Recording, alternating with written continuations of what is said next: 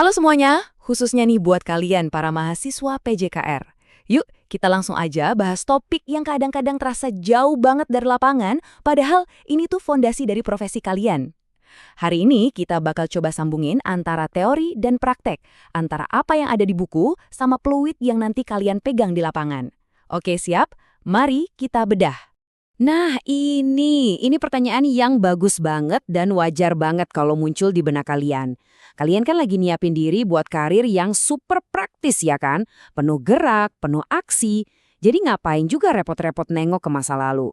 Gini, ternyata jawaban dari pertanyaan ini bakal mengubah total cara pandang kalian soal apa itu artinya jadi guru pendidikan jasmani. Serius. Oke, pertama-tama kita harus samain frekuensi dulu. Peran seorang guru penjas itu jauh lebih luas daripada sekedar ngajarin gimana cara nendang bola yang benar atau teknik smash bulu tangkis. Ini bukan cuma soal ngelatih keterampilan fisik, sama sekali bukan. Coba deh perhatiin pergeseran fokusnya di sini. Kalau tujuan kita itu mengembangkan manusia seutuhnya, mulai dari cara berpikirnya, emosinya, cara dia bersosialisasi, dan tentu saja fisiknya, jelas kita butuh pemahaman yang lebih dalam dong. Kita nggak bisa ngelakuin itu semua cuma modal peluit sama bola doang. Coba pikirin deh, apa yang kita ajarin di lapangan itu asalnya dari mana sih?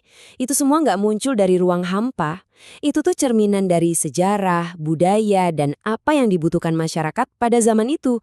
Apa yang dianggap penting 100 tahun yang lalu bisa jadi udah nggak relevan lagi sekarang. Nah, disinilah sejarah mulai masuk dan jadi penting. Oke, mari kita mulai dari potongan puzzle yang pertama. Kita coba pahami gimana dan apa yang kita ajarkan sekarang, tapi lewat kacamata sejarah.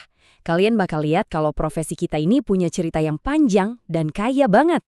Lihat deh perubahannya, drastis banget kan? Di Yunani kuno, tujuannya itu mulia banget, nyiptain manusia ideal di mana pikiran dan tubuh itu satu kesatuan. Geser ke era industri, fokusnya pragmatis banget, yang penting pekerja sehat biar bisa produktif.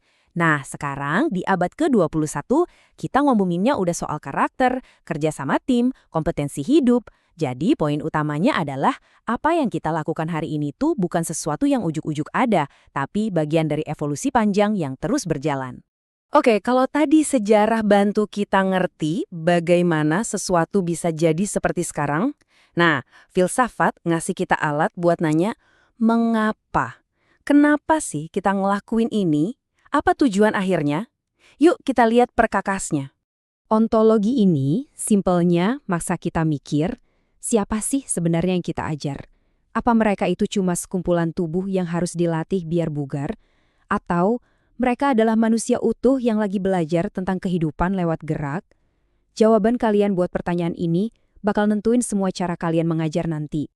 Nah, ini dia, jantungnya pendidikan jasmani. Epistemologi ini ngasih pembenaran, ngasih validasi. Kenapa sih yang kita lakukan itu penting? Belajar itu ternyata bukan cuma duduk manis di kelas dengerin guru, tapi juga lewat lari, lompat, kerjasama di lapangan. Pengetahuan itu justru didapat lewat pengalaman fisik langsung.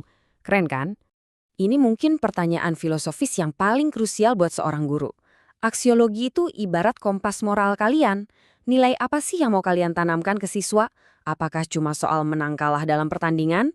Atau soal sportivitas, ketangguhan, kerjasama tim, nilai-nilai yang bakal mereka bawa sampai tua nanti? Oke, sekarang bagian yang paling ditunggu-tunggu. Gimana caranya semua konsep yang kedengarannya berat ini, sejarah, ontologi, epistemologi, bisa beneran kepakai pas kalian udah berdiri di depan 30 siswa di lapangan? Yuk, kita sambungin benang merahnya. Gini alur mikirnya. Misalnya, kalian lihat ada metode latihan baris berbaris yang kaku banget nih. Langkah pertama, konteks sejarah. Oh, ini tuh sisa-sisa dari tradisi militer zaman dulu.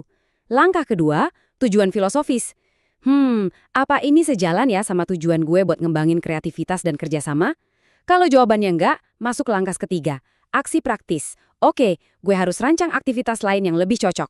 Nah, inilah cara berpikir seorang pendidik profesional. Di sini bedanya jadi jelas banget, ada yang namanya instruktur, ada juga pendidik.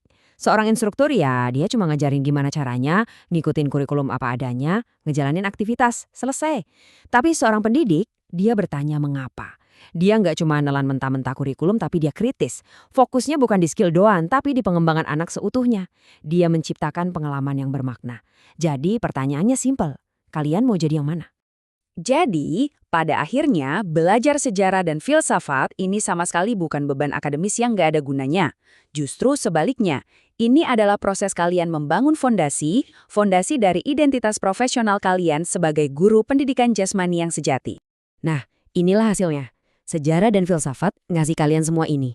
Kalian jadi nggak cuma sekedar guru yang tahu bagaimana cara mengajar, tapi kalian jadi seorang pendidik yang benar-benar paham mengapa kalian mengajar. Dan yang terpenting, kalian punya rasa bangga yang mendalam sama peran penting kalian dalam membentuk generasi penerus. Jadi, saya mau tutup sesi ini dengan satu pertanyaan buat kalian renungkan. Nanti, saat siswa kalian udah lulus, bertahun-tahun kemudian, apa sih yang bakal mereka ingat dari kelas kalian? Apakah cuma cara melakukan layup yang benar? Atau mereka akan ingat pelajaran tentang pantang menyerah, tentang jadi teman satu tim yang baik, dan tentang serunya jadi aktif seumur hidup? Itulah warisan yang cuma bisa dibangun di atas fondasi sejarah dan filsafat. Coba deh, pikirkan.